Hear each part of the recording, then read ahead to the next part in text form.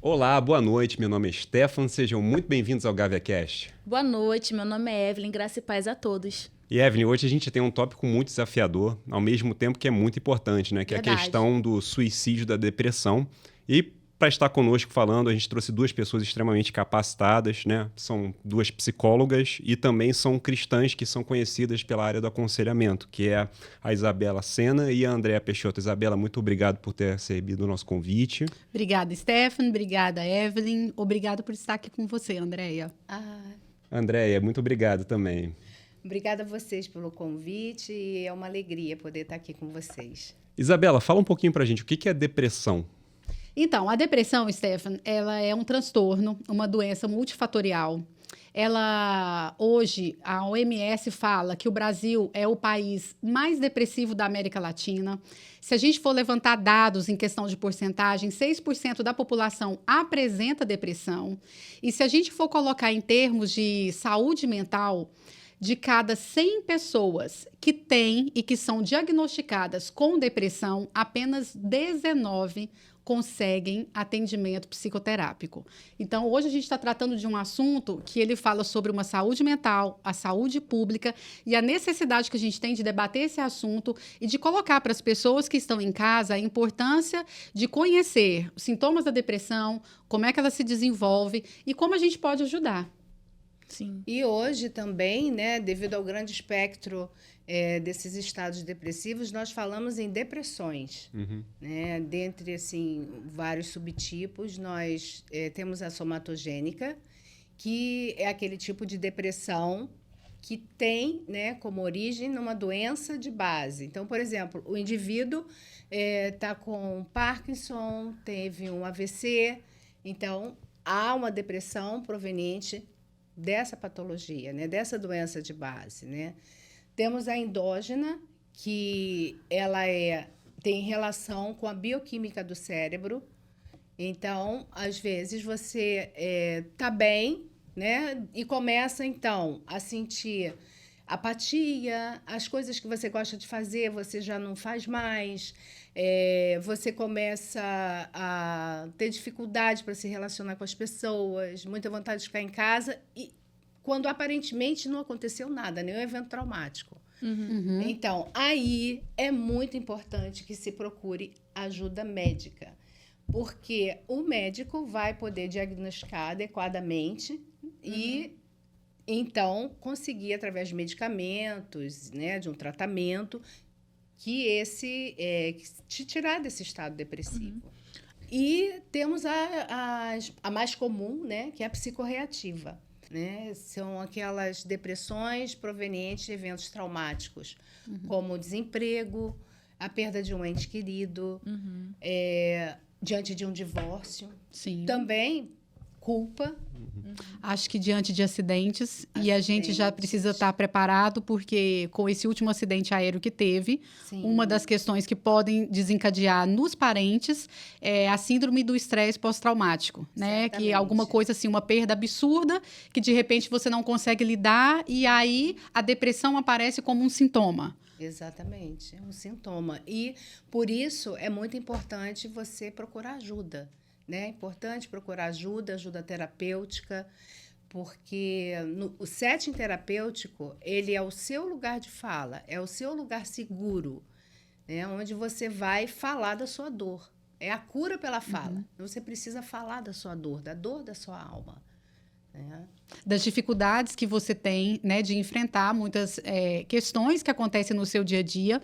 E eu acho que é bom a gente também trazer esse foco da depressão e um foco maior na saúde mental que está sendo abordado agora. A gente presenciou muito isso nas Olimpíadas, né?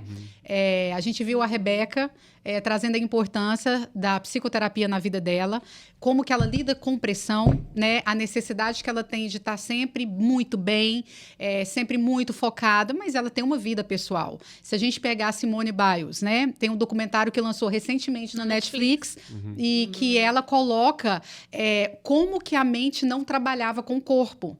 E aí ela precisou parar e ela precisou se entender e permitir esse tempo, né? Então, assim, a gente está vendo que essa questão do enfoque na saúde mental, ele atinge atletas de alta performance e ele também atinge a gente que está aqui na nossa vida, no dia a dia, no nosso trabalho corriqueiro, né? E que, de repente, a gente pode apresentar uma manifestação ou um transtorno voltado mais para a área depressiva, né? Sim, sim. A gente falou aqui de atletas de alta performance. Um cristão comum, ele pode ter um quadro de depressão? Sim. Nós temos na Bíblia, por exemplo, o caso de Elias. Elias encavernou-se e pediu a morte para si. Né? Então, nós temos aí um estado depressivo e uma ideação suicida. Né? Ele queria morrer. Ele não estava aguentando a dor dele, né? O que ele estava sentindo. A palavra depressão não aparece, mas você tem manifestações, por exemplo, uma tristeza profunda, uma angústia, né, existencial. E aí a gente tem não só o exemplo de Elias, mas a gente pode também trazer o exemplo de Davi, né? Um homem segundo o coração de Deus, eu acho que é importante a gente enfatizar, mas que passou por questões familiares pesadíssimas, né? Primeiro, toda a questão que ele tem, que ele se envolve com uma mulher que não era mulher e ele manda matar o marido dessa mulher, né? Como que a sua consciência fica em relação a isso? Aquela culpa, né? A culpa, né? Vem a culpa. Depois que acontece isso, a filha, né? Tem toda a questão do abuso entre os meio-irmãos e depois o outro irmão que mata. E aí Davi vê a família dilacerada e aí a gente vê em vários salmos aquele momento de profunda angústia que ele falava a dor da alma, onde que Deus estava nesse momento, para Deus resgatar o que tinha no coração dele, trazer ele para mais junto do Senhor. A gente tem Jó, né? Jó foi um homem que estava tudo bem na vida dele, tudo correndo muito bem, se a gente for levar em consideração, e que de repente perde todos os bens. É um evento traumático. É um evento traumático, perdeu todos os bens. E aí entra, perde os filhos. Aí vem os amigos e começam, né? Você tem que amaldiçoar seu Deus, você tem que... Vem doença, se não me engano era lepra, né? Que ele raspa com um caco de vidro e ele fica numa situação... E a mulher dele, sem entender também, e vivenciando perda de filho, perda dos bens. Então, assim, uma família que encontrou um profundo sofrimento, um estado que, assim... Às vezes a gente passa a vida inteira e que não enfrenta, né? Sim. Jó, né, nesse momento, você vê que ele até somatizou, né? Com essas feridas que ele tinha no corpo. A dor dele estava a um ponto que passou para feridas, né? Ele tinha chagas dele no corpo. E à luz de Isaías 53, Jesus levou ou não sobre si todas as enfermidades? Então, do que eu entendo, eu não sou teóloga, talvez o Stefan, que já, né, fez teologia e lida melhor com essa questão exegésica do texto, mas ali o que eu entendo, a gente ainda está no nosso estado caído, né? Sim. A gente ainda está no mundo pecador, né? A Bíblia fala que o mundo aguarda a redenção, e nós também. Então, a gente está no já e o ainda não. E quando estivermos ainda nesse mundo, a gente vai passar por problemas, porque Jesus disse isso, né? Que a gente vai passar... No mundo tereis aflições, para a gente carregar a nossa cruz, mas a gente espelha em Cristo. Ele sofreu as nossas dores, ele levou para que nós tivéssemos vida. Então, a gente vai alcançar. Nós estamos no caminho, mas a gente sabe que a gente ainda não chegou nesse estado de perfeição, senão a gente não adoecia. E o mundo funcionaria... Né? Sim, exatamente. O mundo funcionaria perfeitamente, não existiria necessidade da redenção. Mas isso também não isenta o poder de Deus de curar. Exatamente. Exato. Ele pode agir no sobrenatural. E também na forma ordinária. E também natural, porque tem o processo.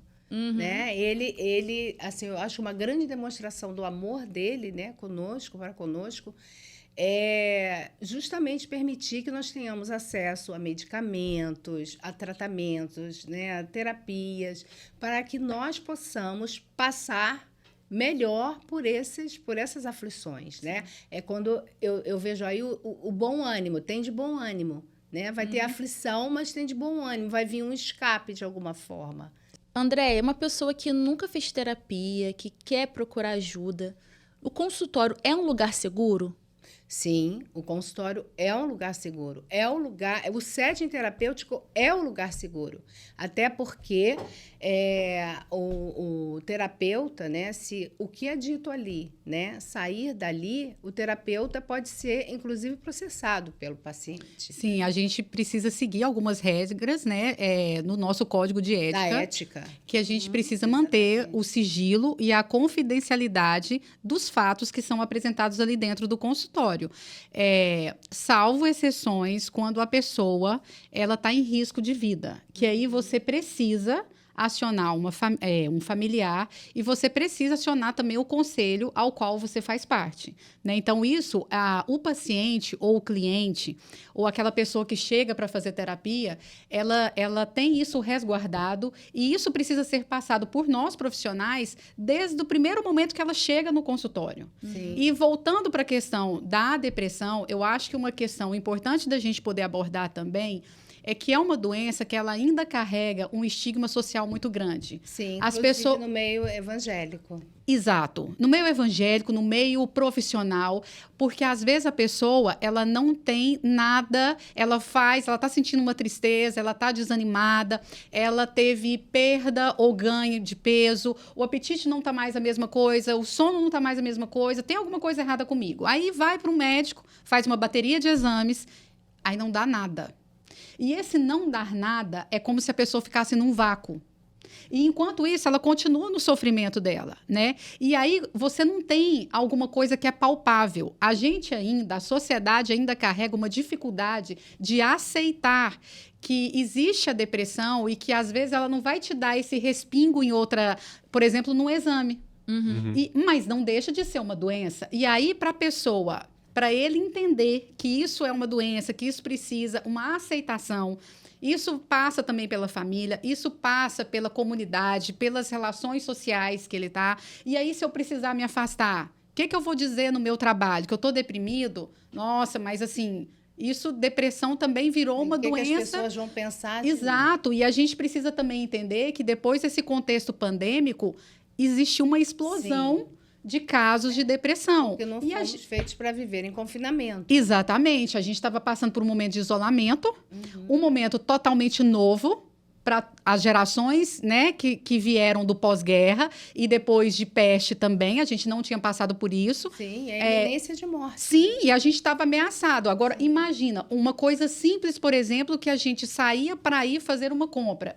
Por um momento a gente ficou restrito. A compra chegava em casa. Você precisava limpar. Porque você poderia pegar o Covid se tivesse alguma coisa contaminada. E o noticiário 24 horas falando do número de mortos um dia após o outro, né? E você convivendo com seus entes queridos que se tornaram também uma ameaça para você. Porque a partir do momento que a pessoa ia à rua, pronto, chegou, né? Aí falava, você é uma ameaça. E aí o que aconteceu?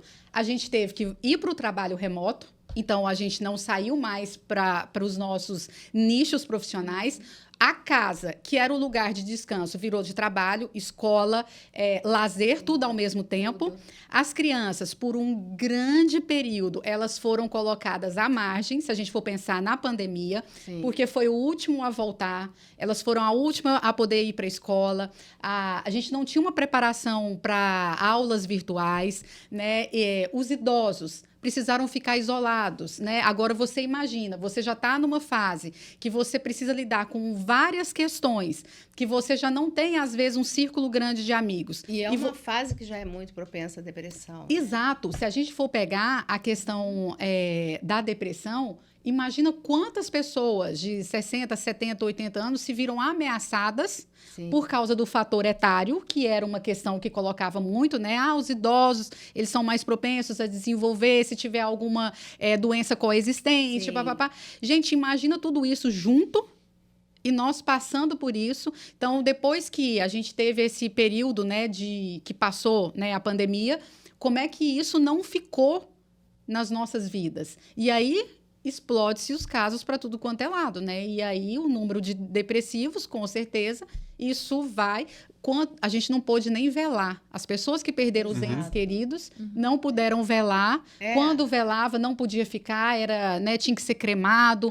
Toda uma questão... As perdas, né? As perdas, você não viveu o luto. Exatamente. Né? Então, assim, se a gente for pensar... são situações complicadas, são situações difíceis e são situações possíveis, sim, de desencadear formas de depressão que a gente precisa ter uma atenção especial para isso, né? Sim. E o preconceito em relação ao medicamento? Isso é uma coisa, assim, que a gente, ao mesmo tempo que a gente viu um avanço, né, Andréia, na questão médica, se você for pegar os últimos 20 anos... Muitos medicamentos, assim... muitas substâncias, né, novas, excelentes, assim, para e que diferente de, por exemplo, de um tempo atrás, às vezes ela não dá tanta dependência. Exatamente. Isso tudo foi aumentando, mas ao mesmo tempo virou, parece que uma questão assim, se eu tomo isso é porque eu sou doente, eu sou né? doente. É aquele estigma, né? Exato. Eu tô tendo que assumir que não tá legal. Não, e aí vira e fala assim, não, mas você não sabe o efeito colateral disso, você não sabe, né? E aí você fica naquele limbo, tomo, não tomo remédio, qual o remédio? Será que ele tá falando mesmo e que esse diagnóstico é um diagnóstico correto? E aí eu posso entrar com esse medicamento? E aí você fica naquela questão, não vou, não vou, tomo, não tomo. E aí você vê inúmeras pessoas que de repente precisam de medicamento. E eu acho que o interessante é que parece que a pessoa está tentando entrar num dilema que ele quer responder e ponderar entre os benefícios e as consequências sem ser um especialista. Exatamente. O psiquiatra sabe olhar para uma pessoa e falar, eu sei quais são as consequências de tomar um remédio, eu sei a dosagem que vai fazer, eu sei o bem... E até o tempo, né? Exato. E com o médico é que vai haver a retirada do remédio, né? Então, assim, é imprescindível que a pessoa procure um médico. E confie nesse médico, né? Porque, igualmente, ele também é um profissional que você pode depositar sua confiança. Sim. Isso é uma coisa muito importante, né, da gente falar aqui também. Porque, às vezes, na igreja, você falar de depressão, aí... leva muito àquela questão assim, mas se eu estou em depressão é porque eu não estou muito ligado a Deus, eu não estou, né? Eu estou falhando eu espiritualmente. estou falhando na carta de Paulo que diz alegrai-vos, né? Mas é interessante que o alegrai-vos ali é muito mais um estado, né? Que a gente se coloca para depositar nossa esperança no evangelho, tem uma esperança de vida, do que simplesmente um sorriso, né? Ele é uma esperança, né? Eu penso, por exemplo, né? A gente estava até comentando um pouquinho antes aqui de começar o podcast de Spurgeon, né? E aí eu penso como é que a gente lidaria, então, por exemplo, com o Spurgeon, né? Claro que ele não tinha aquele termo depressão, mas ele falava, né, da angústia da alma, né? E atravessou não só como pessoas do passado, mas tantas pessoas, né, hoje passam por esse percalço, né? Mas assumem e hoje em dia, graças a Deus, Deus nos dá, né, o conhecimento humano para que a gente possa lidar com isso. Porque pode, né? Não tem como... o sofrimento é inerente, né, ao ser humano. A gente não vai passar pela vida sem o sofrimento. Né? Mas isso pode ser mais leve. Sim. Pode ser mais leve. Hoje nós temos condições, né, através de medicamentos e terapias, de tornar isso mais leve, de você poder ressignificar essa dor. Né? Andréia, eu quero levantar aqui uma polêmica. É triste, mas temos que falar sobre isso. O burnout. Você pode falar um pouco sobre o burnout pra gente? O burnout... Bom, nós vivemos hoje numa sociedade em que você vive sob pressão a maior parte do tempo, né? Você trabalha, aí você vai faz um mestrado, aí você faz um doutorado, e você tem que trabalhar mais, e aí você vai para outra empresa, e você não sabe se vai perder o emprego. É muita pressão. Então, e o indivíduo... nesse caminho profissional, ainda tem que dar conta da família, né? Esposa, filhos, ou a esposa, né, tem que dar conta do marido, dos filhos. Então, é um momento que a pessoa precisa parar. O burnout, ele é um alerta máximo, né? Tipo assim, você precisa parar. Para justamente dar um tempo para você, né? Porque a gente vai fazendo... Você vai se sobrecarregando. E o burnout, por si só, a palavra em si, é esse esgotamento, É a explosão, né? essa queima, né? Essa queima mesmo que dá de você, assim, não tem mais como. Agora, acho que um fato importante que a gente tem que colocar sobre o burnout é a questão que ele é tido como uma doença ocupacional. Né? Então, ela está relacionada à questão do trabalho. Né? Mas que é interessante também porque há um tempo atrás, a gente não reconhecia, ou até então, os órgãos, né, ligados à área da saúde, não tinham esse termo ainda como uma doença. Então, isso de 2022, se não me engano, para 2023, foi que ele foi incorporado no DSM, que é onde se segue, né, o manual de distúrbios, enfim, de patologias, e que ele foi inserido e que ele foi reconhecido como uma doença ocupacional. Então, assim, e se a gente for pegar hoje, né, eu passei aqui para André e passei para a Evelyn também, eu achei muito interessante porque, se não me engano, a BBC Brasil, ela trouxe uma reportagem de hoje, né, trazendo sobre o burnout. E, assim, a explosão que teve de casos pós-pandemia, um aumento de mais de 1000%. Nossa. Né? E aí, o que acontece? Como é que você mensura esses dados? Você mensura isso a partir do trabalhador quando ele sai e quando ele pede o afastamento. Só que muitos casos ainda não são diagnosticados. Então, a gente tem um número hoje, que é esse número que ele foi levantado a partir dessa estatística, né?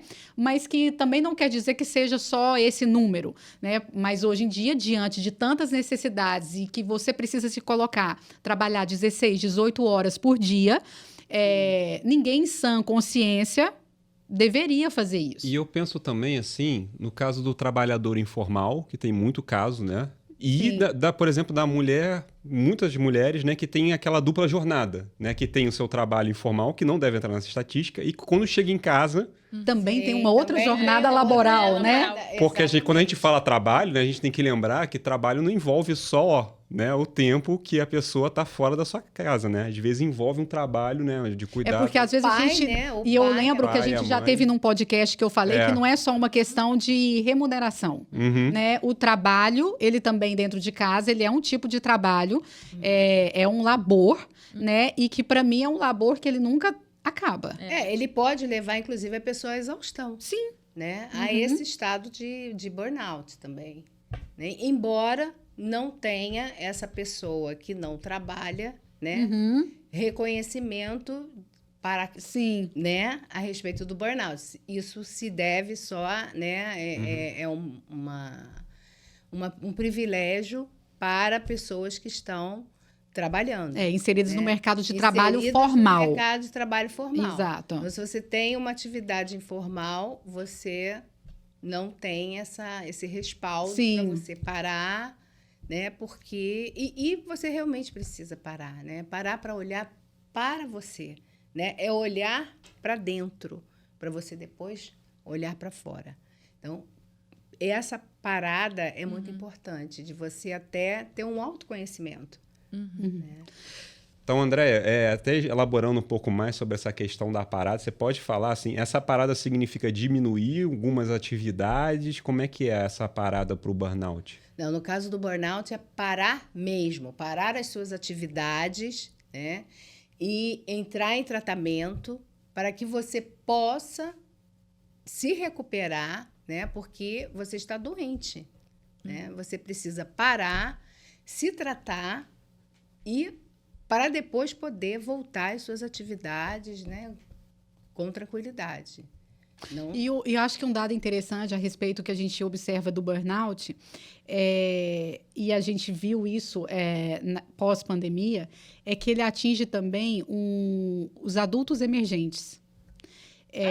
Sim, até na BBC essa reportagem ela aborda sobre isso e ela fala que muitos jovens eles pedem demissão exatamente por conta dessa questão dessa longa jornada, dessa sobrecarga e você não conseguir lidar com o esgotamento.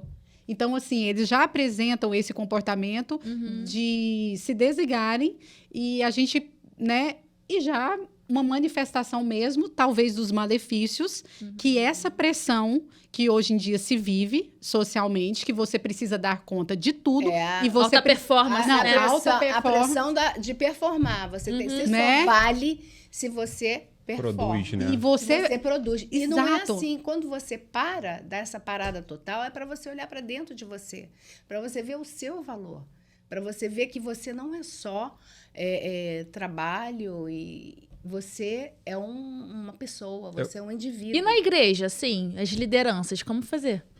Olha, nós temos tido, né, recentemente um aumento, inclusive, no número de pastores que têm tido burnout, porque a igreja também, né, assim, eu diria que é um lugar de muito trabalho e pode vir a ser um lugar muito estressante.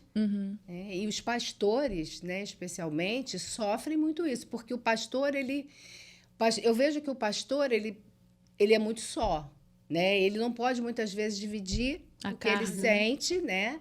E ele tem a igreja para cuidar, mas ele também tem família, ele também tem filhos, e ele tem que também dar conta de tudo isso. E eu acho que uma coisa interessante, eu não queria entrar nesse fato, porque eu acho que eu sou um pouco suspeita, né, sendo esposa de pastor, mas eu acho que a gente precisa falar de enxergar o pastor também como um ser pecador. Exato.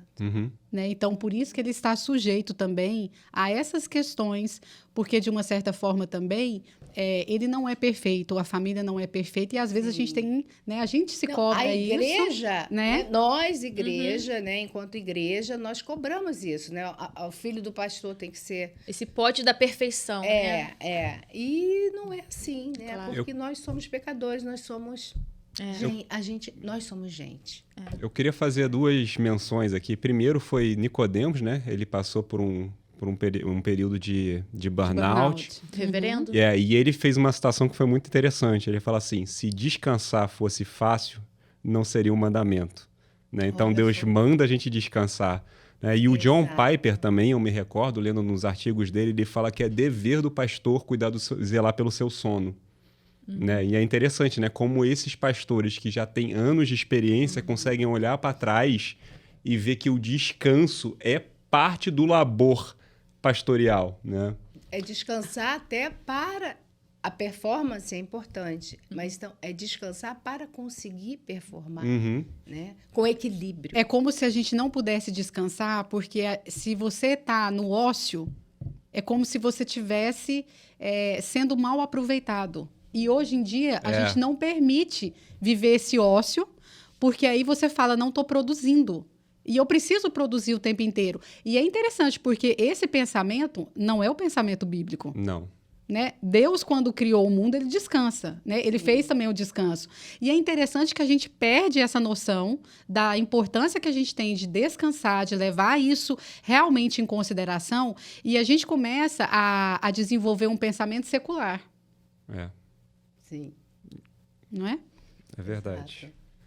E vamos lá, falar um pouquinho sobre essa questão, já entrando talvez um pouquinho na questão também do suicídio.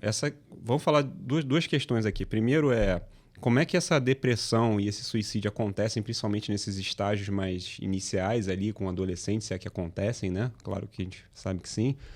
E como é que... qual é a relação entre o depressão e o suicídio? Hoje em dia, assim, quando a gente pega estudos, essa associação entre uma depressão grave, né? Eu não estou falando de uma depressão leve ou moderada, porque a gente tem até essas subcategorias, se fosse para a gente poder analisar.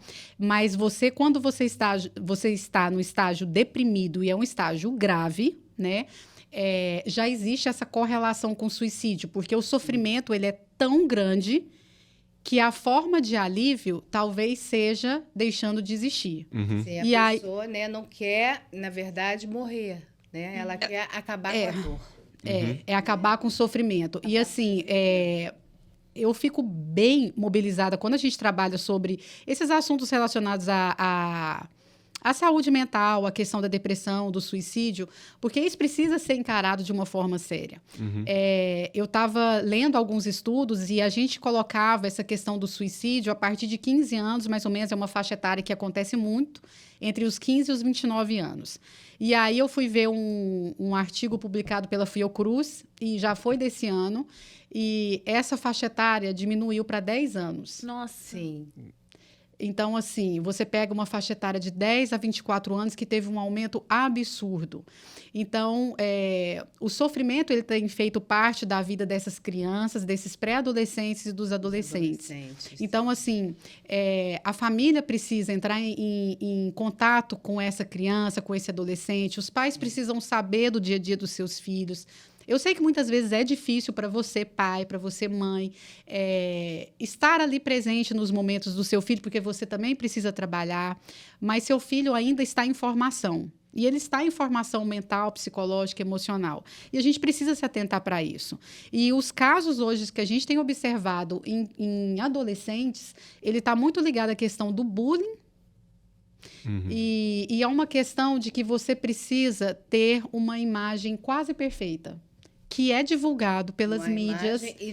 Idealizada, né? Você vê ali no TikTok, né, nas redes sociais de uma forma, e ali é tudo uma necessidade de passar um mundo perfeito, um mundo feliz. E aí eu me identifico e quero ficar igual àquilo lá. Mas às vezes eu não consigo. E aí o adolescente, como ele não tem uma construção do adulto e ele está em formação, ele tem uma fragilidade. E às vezes ele vai querer chegar num ponto que ele não chega, e aí como é que eu lido com isso? Se eu não sei lidar e se eu não tenho um suporte, então é mais fácil eu acabar com a minha vida. E aí, falando em prevenção, né? Prevenção, eu diria, nesse caso do adolescente, da criança, é comunhão. Prevenção é comunhão. Você tem que estar realmente em comunhão com seu filho, sabendo o que ele está fazendo, como está a escola, como estão as coisas. Porque, às vezes, um adolescente, por exemplo, que fica no quarto dele, no mundo da internet, sozinho, às vezes está crescendo ali, está nascendo ali uma ideação suicida e... quando está passando despercebido, né? Está passando despercebido.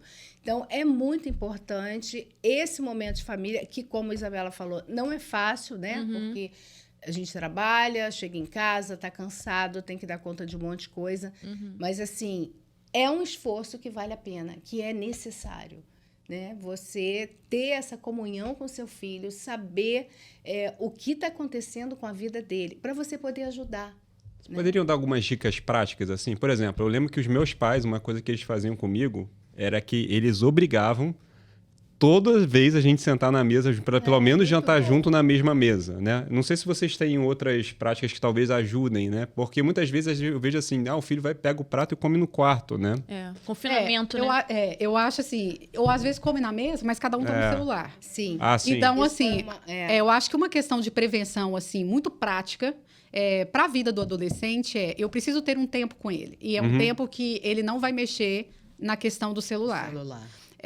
Isso é polêmico, eu sei que isso é polêmico porque, assim, às vezes os pais não querem controlar. Né? E ele já tem uma vida ali, ele já caminha, mas você não sabe por onde seu filho navega. Exatamente. Então, assim, o quarto, meu mundo, minha vida, e às vezes eles se envolvem, né? Não são poucos os casos que a gente conhece, por exemplo, de adolescentes que entram sexta, sábado, domingo e saem segunda-feira do quarto. Meu Deus. E jogando o tempo inteiro, né? Aí você fala, mas é o que ele gosta de fazer. Mas jogando com outras em rede, jogos exatamente. Assim, que você fala, poxa, com né? adulto. Com pessoas ali que às vezes nem são, né? E que estão ali num outro tipo de perfil. Então, assim... Com outra intenção, né? E hoje em dia os jogos são todos online e o pessoal falando no microfone, né? Tudo aberto. Né? Então, assim... perigoso. Você precisa dar uma atenção especial a essa questão do uso da tecnologia na vida do adolescente. Sim. E, assim, independe se ele tem 11, 12, 13, 14, 15, 16, você precisa tirar um tempo para isso. E você precisa começar a observar como é que é essa rotina desse adolescente. Né? Como é que ele chegou em casa, como é que ele está, como é que ele passou, como é que foi seu dia. Porque, assim, a gente pode viver vários mundos a gente acha que às vezes entra num negócio meio Matrix, entendeu? Eu Acho que às vezes a gente entra mesmo e um tá ali naquela bolha, o outro tá ali, e a gente tá convivendo aquela questão assim, mas você não tem a comunhão, você não tem o laço, você não tem a prática do afeto, e aí como é que a gente se desenvolve desse jeito? Como é que o adolescente se desenvolve? Então, assim, uma prevenção, assim, simples, tenha um tempo. Que seja 5 minutos e que seu filho fique menos tempo em rede social. Sim, né? o celular, muitas vezes, ele né, atrapalha muito o desempenho escolar. Porque o adolescente, né, passa a noite toda no celular. Quando ele vai para a escola, ele está dormindo. Ele não vai ter condições de prestar atenção, né, na aula e tudo. Então, isso é uma coisa que tem sido muito frequente também. E a pressão? E aí o pai... Então, nesse caso, né, você tira o celular, realmente, leva para o seu quarto, né? Você falou em coisas práticas. Se isso está acontecendo, é assim, você tem que partir justamente para a prática, né? Tomar uma ação, ter uma ação, né, sobre aquilo. Se um adolescente detectou que um colega, um amigo de classe tem essas questões, tem o desejo de tirar a própria vida, o que esse adolescente deve fazer? Você que é adolescente, se você está percebendo que um amigo está com esses sintomas, né, procura ajuda. Fala com um adulto, né, da sua confiança, para que essa pessoa possa ser tratada, seu amigo possa ser tratado. Porque, às vezes, ele em casa não tem um ambiente, né, para até uma liberdade para falar, né, sobre isso, sobre o que ele está sentindo. Então, pode ser você, a pessoa que vai ajudá-lo a sair dessa situação. Sim, e também eu acho que é válido a gente colocar que esse amigo também, ele não precisa ficar com essa sobrecarga para ele. Porque Sim, isso é exatamente. muito, né? Não é você que vai fazer Resolver, isso, porque às vezes o adolescente, eu quero ajuda. eu quero ajudar, ele confiou em mim, eu não posso contar para ninguém. Então, assim, aquilo que é maior, que a gente não consegue carregar, a gente precisa procurar alguém que a gente confie, e a gente precisa, se é, no caso, numa escola, se isso está acontecendo numa comunidade, né, a qual você faz parte, num grupo, de repente você faz um esporte, você detecta que tem um amigo seu ali que não está muito legal, ou na igreja mesmo, às vezes, sempre está falando para mim que está muito chateado, alguma coisa, e aí você não consegue lidar com isso. Então, assim, procure pessoas que sejam de confiança, para que você possa passar e para que você não precise carregar, porque às vezes, se acontece alguma coisa com esse adolescente, com esse amigo, como é que esse adolescente também não vai lidar com essa questão de, puxa, eu não consegui dar conta, eu precisava, né, ter salvo esse amigo meu ou ter feito alguma coisa para ajudar. Então, assim, eles também estão numa fase de formação, né? E às vezes tem coisa que a gente não consegue mesmo carregar. E por mais amigo, né, que você seja, por mais que esse amigo converse com você, se ele está doente, ele precisa de uma escuta terapêutica. Ele precisa de um outro tipo de escuta, né? Então, assim, como a Isabela disse, até porque para você não carregar esse peso, né? Você é o amigo, né? Não é o profissional da área indicado para ajudá-lo, né? Porque ele já passou para uma outra fase. Isso. E quando a gente fala sobre essas questões, e eu acho que a gente trata aqui muito sobre, e a gente aborda também essa questão da prevenção, eu acho que é importante também a gente saber e a gente orientar a família, orientar as pessoas que são mais próximas, né? Para você ficar atento, porque às vezes a pessoa começa a dar indícios, né? E que às vezes pode ser encarado como simplesmente uma falta de uma motivação, de uma energia, de que não dorme muito bem, né? E não é só isso, tem mais alguma coisa. E aí, o que acontece? Por que eu chamo a família a essa responsabilidade? No caso de adolescente, ou até mesmo no caso de uma família de adultos que já estão, né, bem profissionalmente, bem estruturados emocionalmente, porque essa normalmente é o primeiro local que isso começa a despejar, né? A pessoa que às vezes é muito tranquila começa a ficar muito irritadiça. E aí a importância da família ser esse primeiro grupo de identificação. Por que eu falo isso? Porque quando a gente trata sobre esses assuntos de depressão ou de ideação suicida, a gente ainda hoje, a gente não tem uma escassez em termos de atendimento de pronto atendimento em saúde mental. A gente tem caminhado, a gente já evoluiu muito em relação a isso, mas assim, os protocolos ainda não são distribuídos universalmente, então não são todas as pessoas que estão preparadas para lidar com isso, até mesmo enfermeiros ou médicos em pronto-socorro. Então, assim, como não existe um padrão, né, se a gente for falar um protocolo padrão, a gente precisa primeiro estar nesse primeiro nicho que eu chamo, que é a família. Depois você está ali no grupo de amigos, para a gente poder já ter ali pontos de identificação. Né, para que quando a pessoa tiver que ser encaminhada, necessitar de algum tipo de ajuda, ela já contar com isso. Para a família, vou te passar, porque eu acho que você está com alguma pergunta aí. Para a família, eu empolguei. Para a família, às vezes é difícil também lidar com essa pessoa que está deprimida. Precisa ser assistida, né? Porque você está com uma pessoa depressiva em casa, uma pessoa com ideação suicida. Isso é exaustivo, né? Exatamente.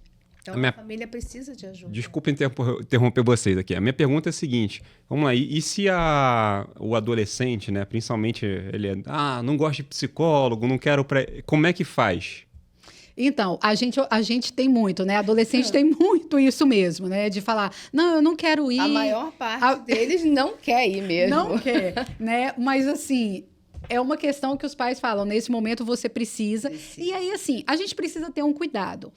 Não são todos os profissionais que também trabalham com adolescentes. Mas a gente tem um perfil, a gente tem profissionais que gostam de atender esse público. E são preparados. E são preparados, isso, né? Para lidar com essa questão do adolescente, para estar desenvolvendo a empatia. E atualizados, né? Sim, e é uma coisa tão interessante, porque às vezes eu escuto os adolescentes, eles falam assim, não, se eu falar, você vai saber tudo da minha vida. Como se a gente tivesse uma bola de cristal. E não é assim, né? A gente tem uma construção conjunta, mas precisa ter a empatia, precisa ter a confiança, precisa ter a confidencialidade. Ele precisa se sentir seguro, ele precisa se sentir acolhido, né? Então, assim, e isso também é uma questão que a família vai passando, né? Da importância dele estar ali, nesse contexto terapêutico, dele fazer esse acompanhamento, né? De às vezes, ter uma questão de uma intervenção com medicamento e trabalhar dentro do período que foi programado para que ele siga. Eu acho que o que é importante também a gente falar em termos de depressão a gente que trabalha com indivíduos e que podem ser acometidos com isso, a gente também quer que eles fiquem bem. Sim. A gente quer que esse indivíduo saia dessa situação, dessa tristeza, e a gente quer que ele caminhe, né? A nossa busca também é por isso. Então, assim, a gente está ali como uma ferramenta para auxiliar no momento que esse caminho talvez não esteja muito fácil de lidar, que tem algumas pedras, que tem algumas intervenções, mas a gente pode construir pontes para viver melhor. Voltando aí esse gancho dos adolescentes, o setting terapêutico é um lugar, né, onde ele precisa se sentir acolhido e confiança, um lugar de confiança dele. Porque há um compromisso entre o terapeuta e o adolescente. O que o adolescente fala ali, né, o terapeuta não pode sair falando, nem mesmo para os pais. E se o terapeuta achar que alguma coisa é pertinente, é importante ser falada aos pais, ele vai falar com o adolescente. Olha, eu preciso falar com seu pai a respeito disso. Tudo bem? Quer dizer, eles vão combinar, né? Tem uns combinados com o terapeuta. Os acordos, né? Exatamente, uns acordos. Então, o adolescente também precisa saber disso para se sentir seguro e não ter esse receio de procurar ajuda, né? De chegar até um consultório de um psicólogo se ele está precisando. Porque isso tudo é respeitado, né? Gente, estamos caminhando aqui para o fim. Isabela e André, eu queria que vocês deixassem uma mensagem para o pessoal que está nos ouvindo. Não subestime a sua dor. Não subestime a dor da sua alma. Procure ajuda. Procure seus líderes, procure um conselheiro, uma pessoa de confiança, porque você é muito importante para Deus. Deus está com você nesse processo. Procure ajuda. O que eu queria deixar para vocês embora a gente tenha trazido muitas considerações e às vezes técnicas, né, e que a gente não pode deixar também de abordar esse lado, a gente também precisa trabalhar a questão da nossa espiritualidade. Então, eu quero terminar com as palavras de Jesus, que ele fala lá em Mateus 11, 28. Vinde a mim, todos os que estáis cansados e sobrecarregados, e eu vos darei descanso. A sua vida importa, Deus se importa com você e ele te ama. Então, procure tratamento, procure ajuda. Pessoal, se vocês acharam um tema relevante, conhecem uma pessoa que está passando por um momento como esse, não deixe de compartilhar esse vídeo para que essa mensagem chegue a ela. Né? E que Deus abençoe você, que Deus esteja contigo. E lembra que Ele se fez nosso irmão e sofreu junto a nós. Ele conhece o seu sofrimento. Então Deus não te deixou só e Ele promete estar contigo até os últimos dias. Até quinta que vem, às 8 horas. Deus abençoe a todos.